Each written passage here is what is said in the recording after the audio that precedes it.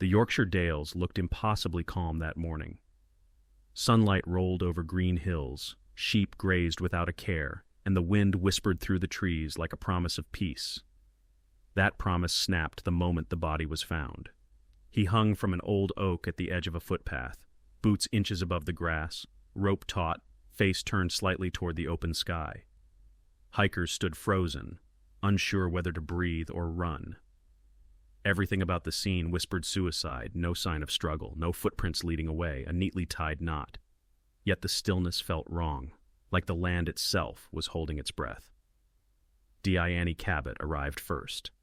She studied the man carefully, not with horror but with doubt. He was well-dressed, fit, early 40s, no smell of alcohol, no note in his pockets.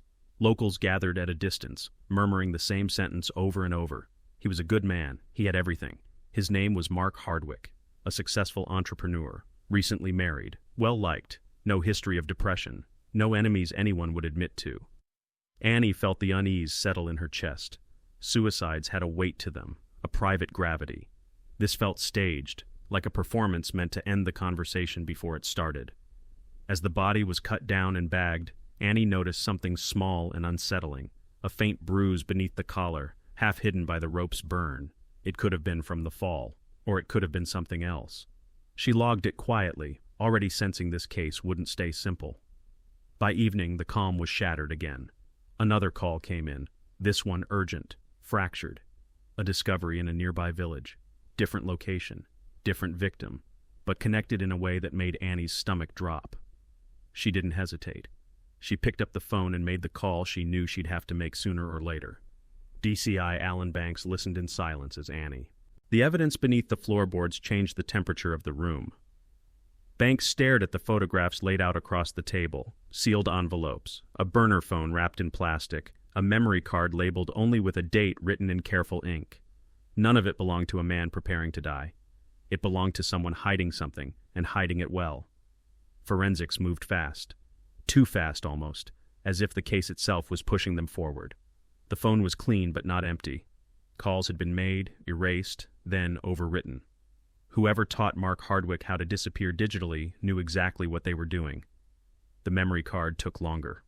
When the images finally loaded, the silence in the room thickened. They weren't explicit. They didn't need to be. Empty rooms, parked cars at night, a woman photographed from behind, unaware. Every image carried the same feeling: surveillance, control, someone watching, waiting. Annie Cabbot felt the unease settle deep. "This isn't a victim," she said quietly. "This is a participant." Banks didn't answer. He was already thinking ahead, to motives, leverage, and the kind of people who thrived in secrecy. Mark Hardwick hadn't been suicidal. He'd been trapped. The investigation widened, and with it came resistance. Doors closed politely. Lawyers appeared where friends once stood. A local charity Mark had supported suddenly withdrew cooperation. A business partner who'd been eager to help now claimed faulty memory. Banks recognized the pattern. Fear didn't announce itself. It seeped in quietly, convincing people to look away. Then came the first disappearance. A woman connected to the second scene, someone Banks wanted to speak to urgently, failed to show up for an interview. Her flat was empty, phone switched off, car gone. No sign of a struggle, no note, just absence. Banks felt the familiar prickle at the back of his neck. Someone. A name crossed Banks's desk that made his chest tighten. Someone close, someone he trusted, someone now squarely in the shadow of the same world Mark Hardwick had tried and failed to escape.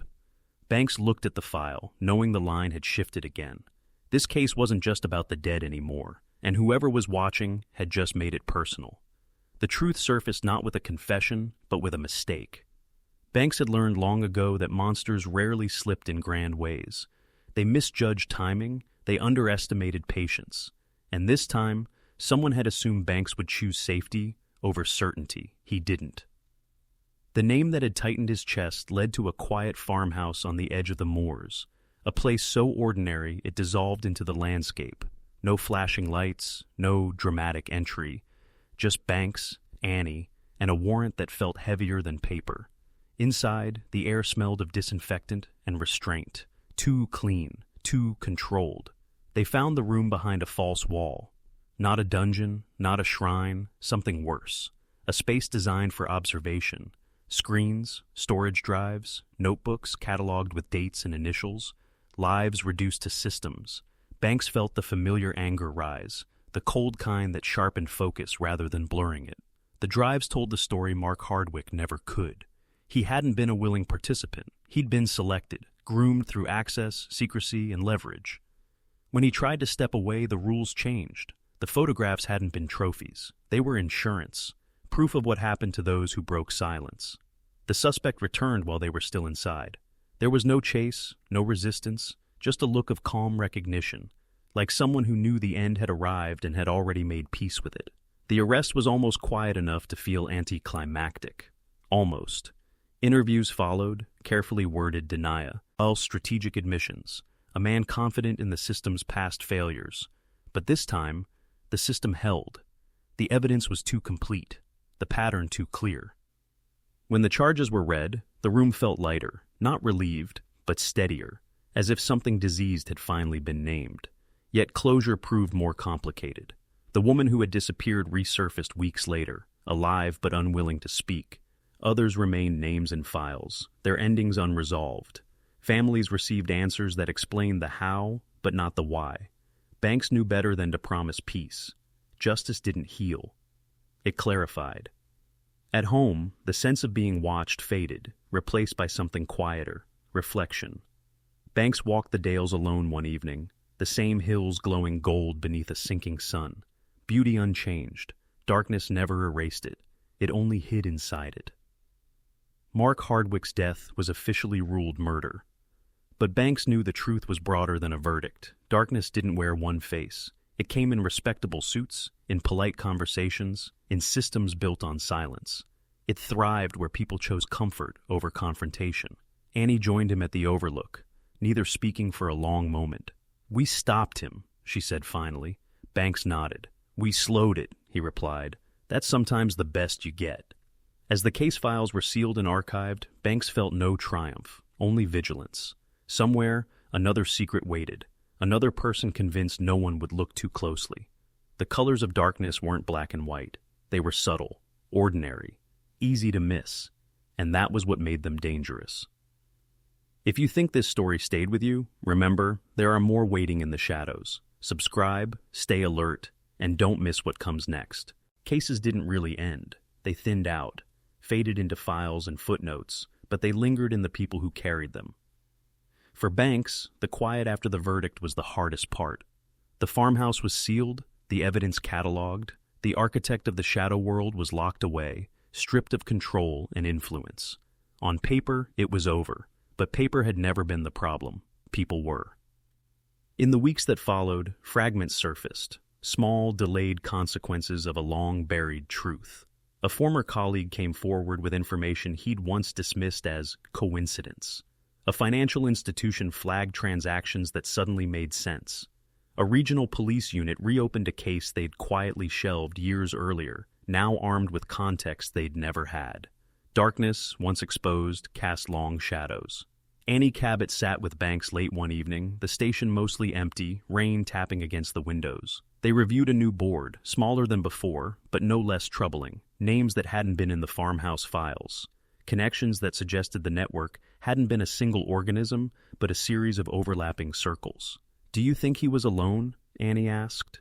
Banks didn't answer immediately. He stared at the board, at the lines that stopped just short of certainty. "I think he believed he was indispensable," he said finally. "People like that rarely are." The implication hung between them. The system they'd dismantled had worked because it fed on complicity, on the quiet agreement to look away.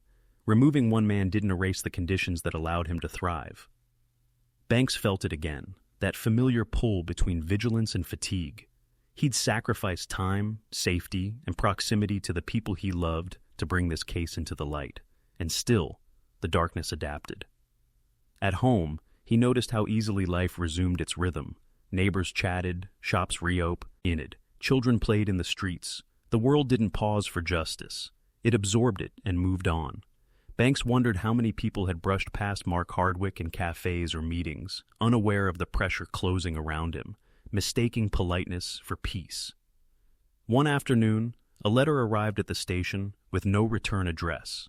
Inside was a single page, no threats, no demands, just a line written in careful handwriting. You found one truth. Others are better hidden. Banks folded the letter slowly. It could have been a provocation, or a confession by proxy, or a reminder that the work invited attention from places he couldn't see. He logged it, not because it promised answers, but because it confirmed something he already knew. The danger wasn't always loud. Annie joined him later, holding a report from another county. Similar pattern, similar silence, different names, enough to warrant a conversation, enough to keep the door open. "We're not chasing ghosts," she said. "We're following behavior." Banks nodded. And behavior repeats. They didn't announce a new task force. They didn't brief the press. They worked quietly, methodically, aware that exposure had consequences, for them and for anyone who crossed the wrong boundary. As autumn settled over the Dales, Banks returned once more to the hills. The landscape had begun to change, greens darkening, shadows lengthening earlier each day. He understood now why the place unsettled him, not because of what had happened there, but because of how easily it had absorbed it. Nature didn't judge, it endured. Back at his desk, Banks opened a fresh file. No name on the cover yet, just a date, a beginning. Darkness wasn't an event. It was a condition, one that survived in comfort, in silence, in the belief that someone else would speak up first. Banks picked up his pen. As long as it did, he would keep looking.